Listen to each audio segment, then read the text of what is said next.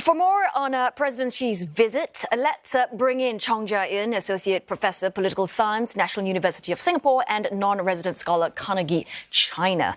So thanks once again, Professor, for joining us. First up, help us understand, to what extent will President Xi's presence in France after 5 years help ease the ongoing China-Europe tensions? And I suppose it does reflect China's shifting global priorities?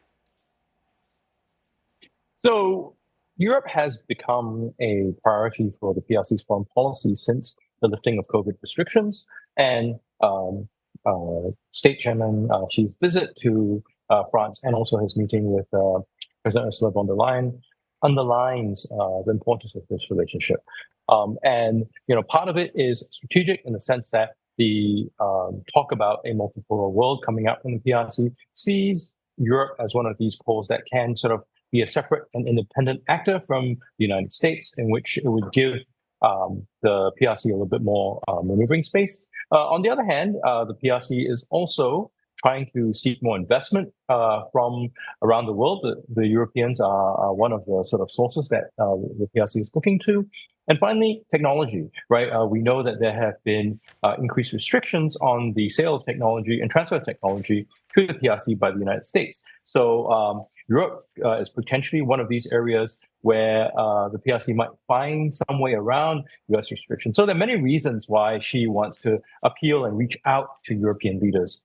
Right. So one of the other reasons that perhaps you've not mentioned, which I'm wondering, is it the fact that President Xi, he's trying to play the counterbalance card to the US world order view by choosing the specific time to visit these countries?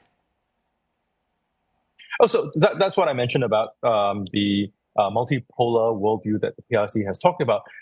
They see a world where there are multiple major actors as one where the sort of mutual competition and adjustment gives the PRC strategic space to move around. And so insofar as the PRC is able to encourage the Europeans to be more distant and perhaps independent from the United States, some would call driving a wedge. It could be helpful to the PRC. And indeed, the choice of France as a visit is no surprise. President Macron has talked about how the French and Europe needs to be sort of more independently minded from the United States. And so it seems like a useful place for State Chairman Xi to start. And also look at the other places on his itinerary, Hungary, Serbia. These are also places in Europe, although not necessarily within the European Union, that seem to be pushing for closer ties with places like Russia that may be a bit different from the United States in the positioning.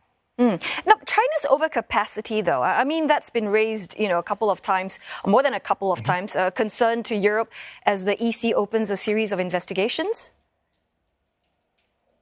Right. So, I mean, the relationship between the European Union and the PRC is multifaceted.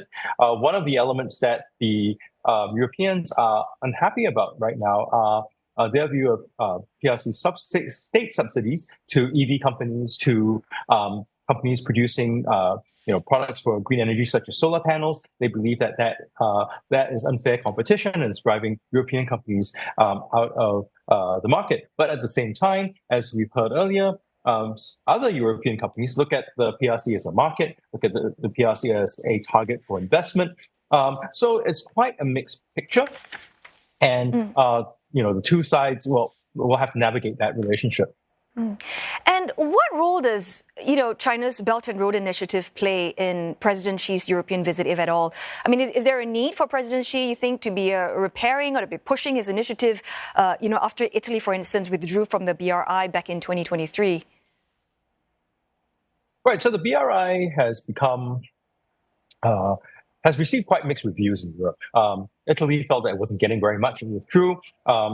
As part of the BRI, the PRC had also reached out to Central and Eastern European countries, but among them, a number have decided that the BRI is not for them, including Czechia, including Lithuania. So in that sense, I guess the the PRC side is trying to look for ways to continue building that economic relationship with Europe, and perhaps they're looking away from the sort of Central and Western European states to look at places like Hungary and states that are on the periphery of the EU but not within the EU, such as Serbia. These are places that have been quite receptive or continue to be quite receptive to the BRI. Yeah. And I mean, obviously, the whole, Ukraine war, that's also going to be on the agenda. President Xi heading to Serbia and Hungary, as you've mentioned, after France, allies of Russia. So what are the potential spillover effects for European security and stability amid this Ukraine-Russia conflict? Well, I wouldn't go so far as to say that Hungary is an ally of Russia. It's within NATO, after all. But what I will say is that the PRC support for Russia and Russia's war effort has been a sticking point for its relationships with Europe. So I suppose going to Serbia, which is more friendly towards the PRC and outside the EU, and a sort of more Russia receptive place like Hungary, allows to push the case that its relationship with Russia may not be such a bad thing. Perhaps the rest of Europe shouldn't frown upon it so much. But for states that are also near Ukraine, they are worried that the continued war, Russia's continued aggression, could potentially spill over into their borders. Always good speaking to you. Thanks so very much. Once again, Professor Chong Jia-in from the NUS and non-resident scholar of Carnegie, China.